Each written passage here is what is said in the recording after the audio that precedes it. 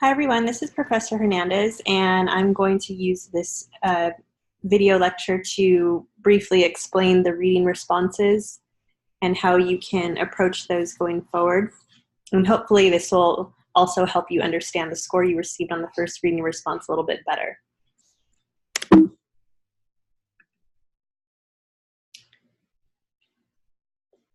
First, it's important for everyone to understand what you're expected to do with the reading responses. Keep in mind that the topics for each reading response will vary. I will have you read different articles that are on different topics, but most of them will be related to ethics. However, the task that you'll be asked to do will always be similar. The reading responses will require you to first summarize the readings or videos that you're required to read or watch as part of the assignment. Secondly, you'll be asked to state your opinion or position on whatever the topic is. For instance, the topic for reading response number 1 was what someone should do when their boss asks them to perform some unethical behavior in the workplace. And most importantly, I want to hear your position or your opinion on the topic.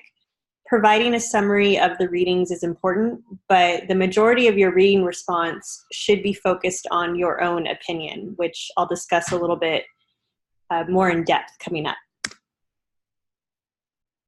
Like I said, your reading response should consist of a brief summary of the readings or videos. Just make sure that your reading response isn't primarily composed of a summary. A good rule of thumb for composing an effective summary of an article is that it should be only 10% the length of the original. For example, if I give you a one-page article to read, your summary shouldn't be 1 page in length. So just keep that in mind when you're composing your summary. Keep it very brief. You do want to summarize to provide context, but don't let the summary take over your reading response. And when you're summarizing, it's important to use your own words. As much as possible, try to put the article or the readings into your own words and not borrow language from the article, which I know can be difficult sometimes. What might help is when you're writing your summary, don't read the article, don't be looking at it while you're composing your summary, because this can cause us to use similar language even if we're not intending to. And like I said, your reading response should be mostly your opinion. So when you're summarizing the article, just make sure that you don't get carried away and end up just writing one long summary and letting the article speak for you. You really want to think of these reading responses as arguments, and they're good practice for a longer ethical essay that you're going to write this semester, which is also an argument. Just to recap, an argument should state your personal opinion on a topic, and it should have a clear position on that topic. Some of you went the route of it depends with this situation, which is true, but what could end up happening when you take it depends as your position is your argument is very vague and not specific. So if your entire argument is, well, it really depends on the situation or the specific scenario, then that's a weak argument because it doesn't really go anywhere. A better approach would be to focus on a specific example. And some of you did that. Some of you use personal experience. If you don't have personal experience for a topic, you could create a scenario. You could give what's called a hypothetical scenario and use that to defend your position.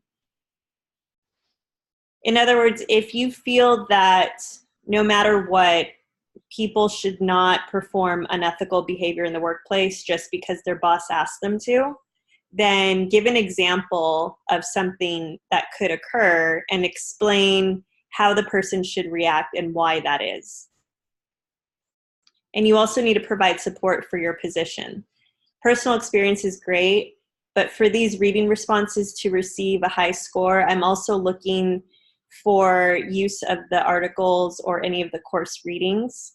Some of you attempted to apply the framework for ethical decision-making, which is great to see because I know that's difficult reading material if you've never encountered ethics before, and it can be difficult to grasp at first, but this is something that we're going to go over throughout the semester. For these reading responses, I say in the instructions you should think of these as mini formal essays, so you do want to pay attention to your grammar and spelling. And if these are areas that you struggle with, then perhaps meeting with a writing consultant at the Writing Center would be useful. One thing that I noticed many of you did was using the second person, which you want to avoid in any academic setting, any formal type of writing. Second person is when you use you. For instance, if you say, you should not do something unethical, that's second person. A better approach is to use first person. Again, I'm asking your opinion, so you're allowed to use first person. You could say I, me, my, especially when talking about your own experience. If you're not comfortable using first person, then you can use third person as well. So third person is when you might use a pronoun instead. For instance, you could say, employees should not exhibit unethical behavior rather than you should not exhibit unethical behavior. I also wanted to go over what ethics is, since some of you seemed a little bit confused on that concept.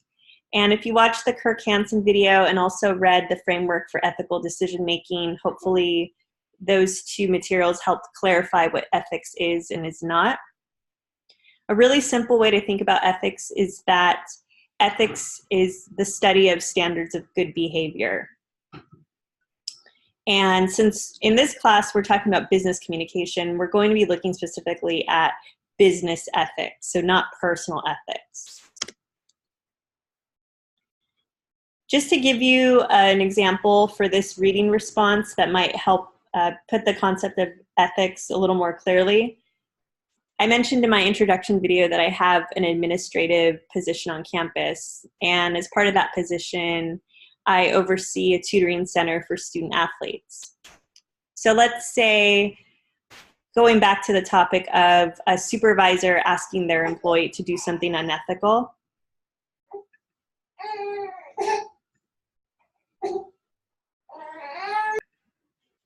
So if we were to use my position as an example, let's say that I directed one of my tutors to provide impermissible assistance to a student athlete simply because they're a student athlete. And I asked them to do something that wouldn't normally be done at a tutoring center on campus for non-athletes. So write a paper for them, take a test for them, something like that. This would clearly be unethical behavior that I would be directing my employee to do. And it's also a violation of NCAA compliance rules as well as a CSUN student conduct code. If we were to take this situation where I'm asking my tutor to do something unethical, we could apply a number of approaches to the situation. And this is something you want to keep in mind for future assignments. If you look at the Framework for Ethical Decision Making, you could see a number of approaches. Most of you use the utilitarian approach. And what you want to do in the future when you're looking at a situation is think about which approach applies best. For this particular scenario, I chose the justice approach. And as you can see, the justice approach refers to treating everyone equally. So in this case, we can see that I'm not doing that by directing my tutor to provide impermissible assistance to a student athlete.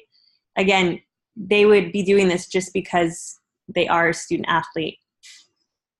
And that is unfair because it's giving preferential treatment to the student athlete simply because of who they are. And this is a service that's not available to the general student population.